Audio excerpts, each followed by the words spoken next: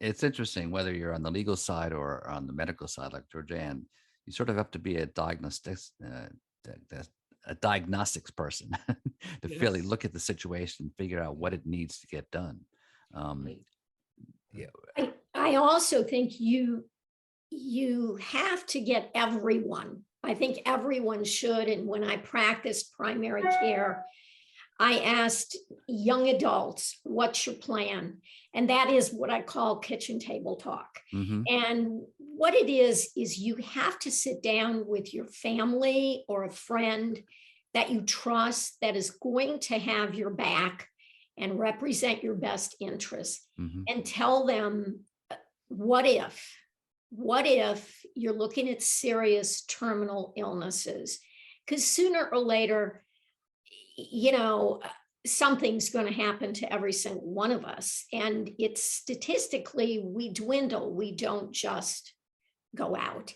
And to really have that talk, it is, believe it or not anxiety provoking, it's relieving.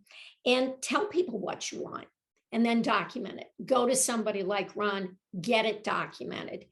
And then go to your providers, ask them the same question, hear what they say. How are they going to support you? I think that's just imperative to move it forward.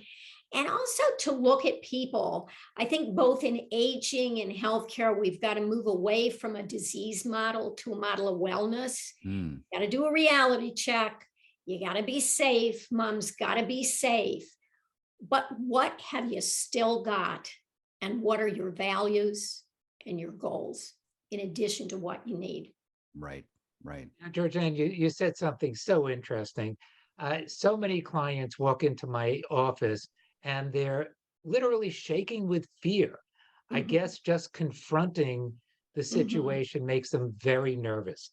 And invariably, in every single time, at the end of the consultations, which many times could be 2 hours or 2.5 hours, it's not short.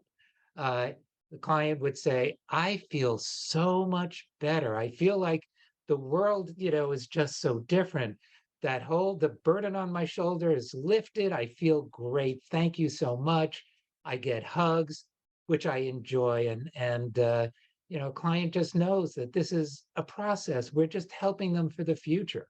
yeah, And it doesn't have to be so burdensome emotionally right now, Yeah, depending on what they're going through. But right. even if they're going through a lot or they're just doing planning for the future, they do feel better when they walk out of our office. And I venture to say that after you do your job, they must feel a lot better as well.